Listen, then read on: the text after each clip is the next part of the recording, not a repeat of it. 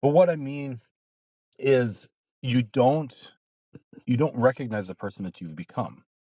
And there's a couple different ways in which this can kind of unfold. One of which is just, you don't like the person that you are.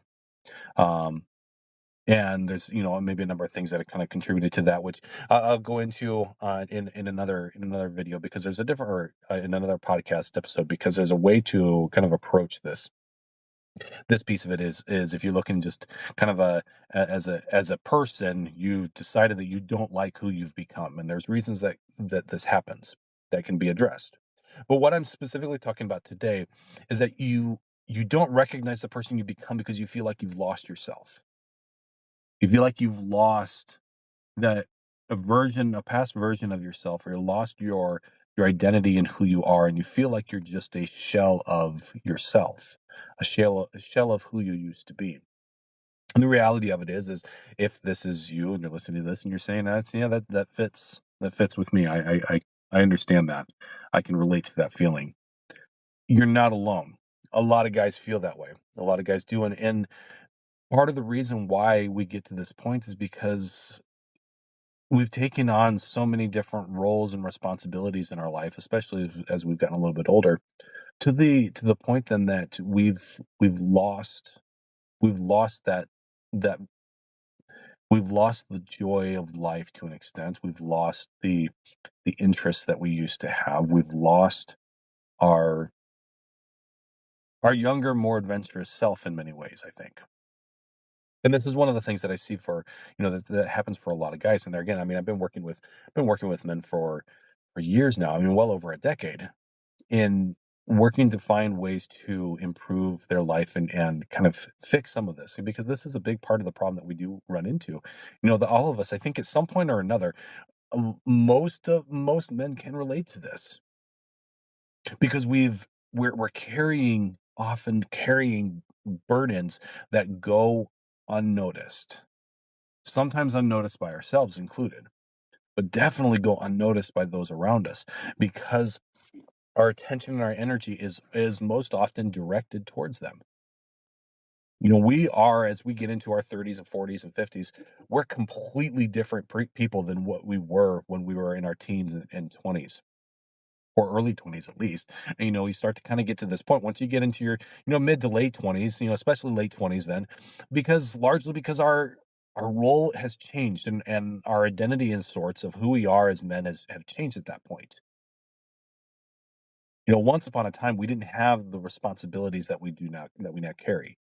You know, at that time in our life, we were able to go out and spend time with our friends as we wanted. We were able to go out and do the sports that we wanted, and hunt and fish and camp, and just be ourselves. But what has happened is that we grew up, we got married, we had kids, we have our career, we have, responsibilities around the house, maintenance on the cars, the property, all of these different things that we have to do and that we have to maintain, and that these different relationships that we're balancing and everything. And it's not that those are bad things in any way, because that's part of what makes us who we are at this stage in our life is those relationships. A lot of times people will say that you shouldn't identify yourself, and part of your identity shouldn't be wrapped up in being a husband and being a father. But I don't agree with that in the slightest, because that's, for many of us, that's a big part of who we are. That's a big part of why we do the things that we do. Part of the reasons why we make the sacrifices we do and everything is because we are husbands and fathers.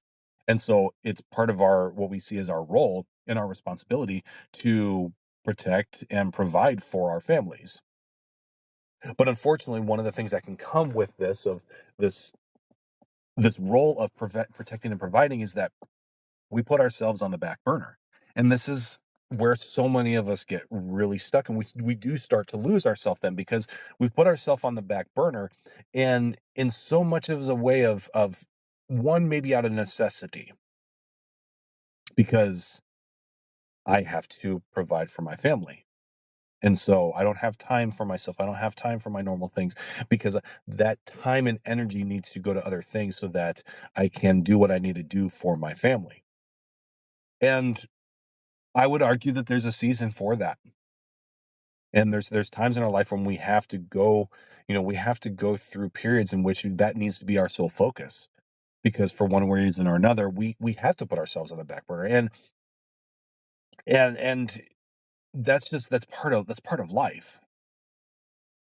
But if you've gotten to this point where you feel like you've lost yourself and you've lost who you are and life just isn't enjoyable anymore, then something has to change. Because if it doesn't, we're going to continue to drive ourselves into the ground and eventually we break. You can't keep that momentum up. You can't keep going like that without any kind of repercussions for it. And so then the question is, how do we do this? How do we find that version of ourselves? How do we rediscover ourselves when we've lost it? Because the reality of it is, he's still there. That version of you, that guy is still there. That enjoyed all of those things. That the guy that you were when you were in your teens and in your 20s is still there to an extent. Now, drastically things are drastically different now because there again, you have responsibilities now that you didn't have then. But those same interests are usually still there. Or if not the exact same interest, the same excitement that you get from interests that you maybe have now that you didn't have then. But one of the things that we do then is we start to incorporate those things back into our life. A lot of times we struggle because we feel like we're not able to because we don't have the time. And honestly, sometimes we don't have the time. I'm going to be real with you guys. I mean, that's the whole point of all of this is I'm not going to sugarcoat things. I'm going to be real with you. Sometimes we don't have the time. That is very real. If you are somebody that, if you're working, multiple jobs or you're working overtime and all those kind of things, just trying to make ends meet because let's be honest, things are not looking great right now. And if you're struggling to get by, you may not have time to indulge in some of the enjoyments of life or some of the things that you like to do. But I would encourage you, if that's the case, to find a way to carve out just a little bit so that you can start to reintegrate and rediscover that part of yourself that you did lose. And the joy that comes with it too is that you might be able to, if you want, you might be able to include some of your family into that. It can be family things that you do, or it can be something that you share with your children or something to that effect. But either way, if you decide to do it all on your own or start to incorporate family and everything, we have to find some ways to integrate it back into you. And so into your life. And so I'm always reminded when I think about this piece, I'm always reminded of a guy that I worked with that he used to golf all the time. He loved golfing. He'd go multiple times a week. But as life has it, got married, had kids, and then no longer had the time to go to the course as often as he once did. I mean, go multiple times a week, playing 9 or typically 18 holes at a time. Which I mean, if you know anything about golf, like that's takes most of your good chunk of your day, if not all your day, depending on how speedily you're going through it and everything. But he completely got away from all of that. And one of the things that we worked on, and I greatly encouraged him to do, is just to incorporate a little bit of that at a time. Especially if you have a wife who's supportive and a wife that is understanding that you need to get back into some of that a little bit. You know, just getting back into just a couple times. Maybe it's a couple times a month. That's what it was. That was a suggestion for him. Is like, okay, you used to go multiple times a week. That's not an option anymore. Because let's be realistic. That's not an option anymore. As much as you would like it to be, you can't do it because, again, the responsibilities that you have. But couple Saturdays a month, why is that not an option? And the reality of it is that a lot of times it can be for us. And so what we have to do then is we have to make it happen almost. And a big part of this, and I don't want you to misunderstand this, a big part of it is actually talking to your wives. Actually talk to your wife about this. Because if we talk about what it is that we're needing and we tell our wives, like, okay, you know what, I'm feeling a little burned out, I'm feeling a little bit like I've lost myself a little bit, and you know what, let's be honest, I know that it's coming out at home. I know I'm not myself. I know I'm a little bit short tempered at times, maybe yell a little bit more, not as pleasant to be around, seemingly always stressed out. But here's the thing, I think that this would really help if I just have maybe a couple times a month or once a month or whatever it is that you can afford to do, that I have the chance to go and do this thing that is part of me, that I get enjoyment from, that I think this can help. And hopefully your wife is supportive of that. Hopefully so. At the very least, you got to give her a chance. You got to give her a chance to be supportive of it. And that's where a lot of us, honestly, we don't do that. We don't give our wives the opportunity to be able to be there for us, to be that support for us.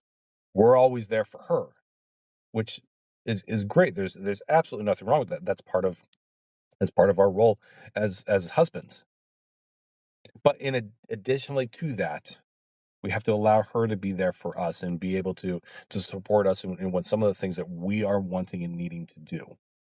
In order to do that, you have to actually talk to her about it. You have to kind of, cue her in a little bit on what's going on. But that's ultimately that's how we go about it. If we feel like that we have lost that version of ourselves or lost ourselves in any way, and that we want to, if you actually want to recapture it, that's how we have to go about it. Is we find ways that we can incorporate pieces of that previous version of ourselves into our life today, because the responsibilities are not going to change. We're still going to carry that weight. We're still going to carry that burden. Everything that you're dealing with today is still going to be there tomorrow and the next day and the next day and following weeks, and it's never going to go away. But what can change and what can make it a little bit more manageable is if you start to get back a little bit to your old self. You start to get back a little bit into finding enjoyment out of life. Because I'm telling you, if you can find that, if you can find enjoyment out of life again, number one, it lightens the load drastically on all of those burdens and everything that you're carrying. And it helps make it all a little bit more, and not just manageable, but worth it in a way. Because you're not beating yourself into the ground day in and day out. And so if we can start to kind of make these changes a little bit and again incorporate those past interests back into our lives again, we can start to rediscover ourselves. We can start to kind of, lift that shadow that's over us, that cloud that's covering us. And again, the way that we do that is we just, a little bit at a time, just find some ways to kind of carve back into it. And maybe some of it is discovering some new hobbies, some new interests or things. Maybe, just some things that you haven't tried before. But ultimately what it takes is it just takes action. You have to actually do it, even if you don't want to. And this is going to be, I'm going to, add on a little bit, but even if you don't want to go out there and do some of those things that you historically have enjoyed, pushing yourself to do so can actually help. But if you made it this far into the episode, I thank you all for listening. I hope that you're able to get something from this. And that's my goal ultimately with all of these, is for you to be able to work on making improvements in your life. That's the goal. So again, Thank you guys for listening. I'll talk to you the next one.